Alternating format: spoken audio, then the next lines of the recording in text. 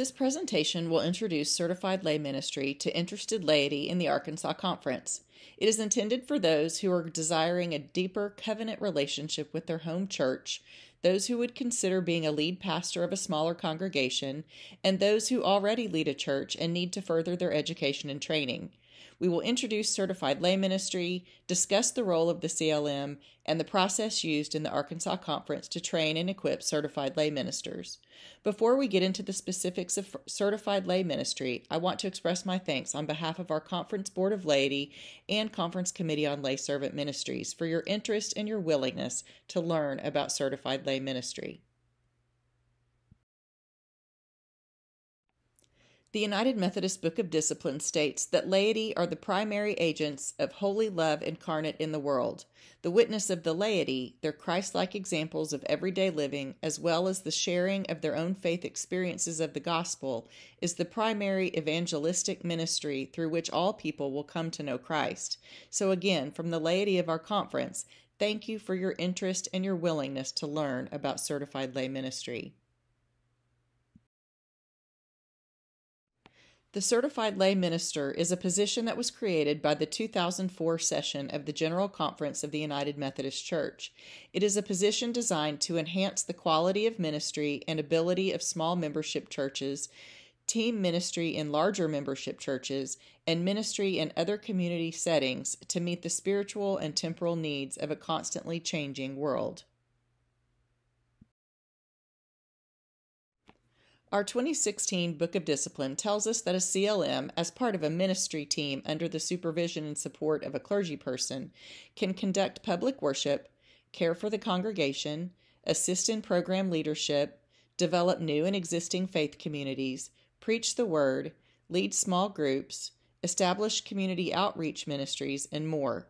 A certified lay minister is a lay person who is called and equipped to serve in these as well as other roles in the life of a local congregation.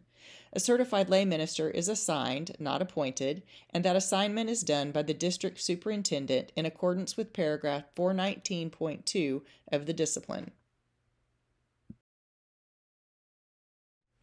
The CLM learner enters a certification process that includes training, support, supervision, and accountability while serving a local church. Certified lay ministry is intended to be a long-term intentional ministry as part of a ministry team. There are 4 areas that are crucial to the success of CLM. The CLM process is designed to provide training, supervision, support, and accountability. CLMs complete required coursework developed by the General Boards of Discipleship and Higher Education and Ministry, plus continuing education. CLMs are accountable to the district superintendent and serve as part of a ministry team with a supervising clergy person.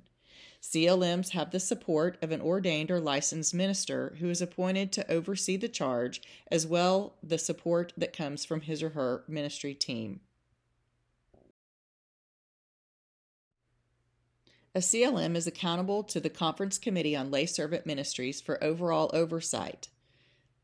A CLM is accountable to the district superintendent for assignment and service, a supervising clergy person for day-to-day support and encouragement, the district committee on ordained ministry for affirmation and recommendation, and they're also accountable to their local church council or charge conference for ministry review.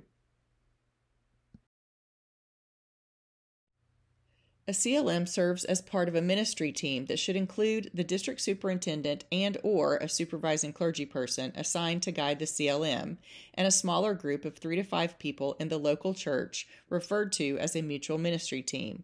Together, these people form the support necessary for the CLM to be effective in ministry. They are partners in ministry. The mutual ministry team during the training phase will accompany the CLM on this journey by reviewing learning goals and providing input to the CLM mentor and the CLM on the progress it sees, and will provide feedback on areas that may need further development. The mutual ministry team and the CLM learner will develop a ministry covenant together to assure that there is a clear understanding of the expectations of the CLM and the congregation.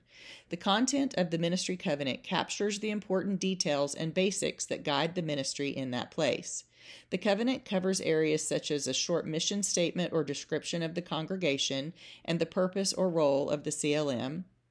It covers the congregation's ministry plan and any financial responsibilities to the CLM. It's also responsible to state the ministry assessment and evaluation process. It's important to note that the covenant guides the ministry of the church, not just those in ministry. In the Arkansas Conference, training includes 4 modules delivered online through beadisciple.com. A mentor CLM will be assigned to the journey with the CLM learner through the required modules. Module 1 is called The Call and the Covenant for Ministry. It is the understanding of theology and call for ministry, exploring spiritual gifts, and developing a ministry covenant. Module 2 is called The Practice of Ministry.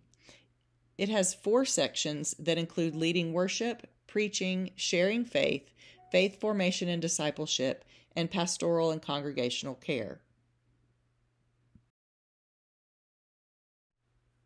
Module 3 is called the Organization for Ministry. Its focus is on the leader's task of organizing a congregation for mission and ministry. It provides specific guidance on topics central to a congregation's health. Module 4 is called the Connection for Ministry. It includes United Methodist theology, practice, and polity. They're all explained within the roles of the local congregation, district, conference, and general church. To get started, familiarize yourself with certified lay ministry and the objectives and process used to prepare, train, and equip a certified lay servant for this longer-term intentional ministry as part of a ministry team. Before you begin your CLM journey, you'll need to discuss your calling with the pastor of your home United Methodist Church. There's an application that must be submitted before entering the CLM training process. Before that application can be submitted, a letter of recommendation from your pastor must be sent to your district office and your lay servant ministry's district director. Once the application is received by the conference directors of lay servant ministries, one of them will contact you. The conference lay servant ministry directors will assign a CLM mentor who will guide you through this process. Before you can begin the online training through beadisciple.com, you must complete the introductory or basic lay servant ministry class, one of the approved spiritual gifts classes, and completed safe gatherings. Once you have completed modules 1 and 2, you must meet with your district superintendent.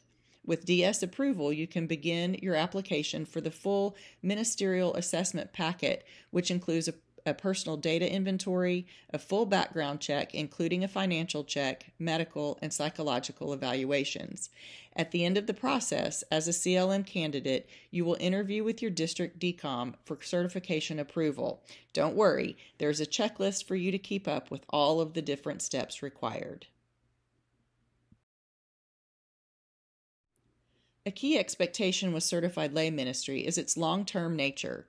Each year, as part of your charge conference, each active CLM will prepare a ministry review that is presented to the church council as part of a charge conference package.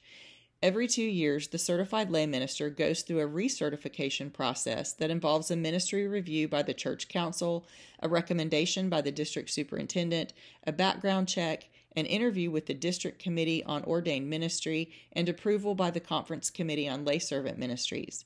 This review provides the opportunity to determine if this ministry is still important and vital to the life of the congregation being served, and to make any adjustments in the ministry team or covenant that may be needed. This has just been a brief introduction to lay servant ministries. There's much more information available on the conference website on the Certified Lay Ministry landing page. Again, on behalf of the Conference Board of Laity and Committee on Lay Servant Ministry, thank you for your interest and your willingness to learn about certified lay ministry. May God continue to richly bless you and your ministry.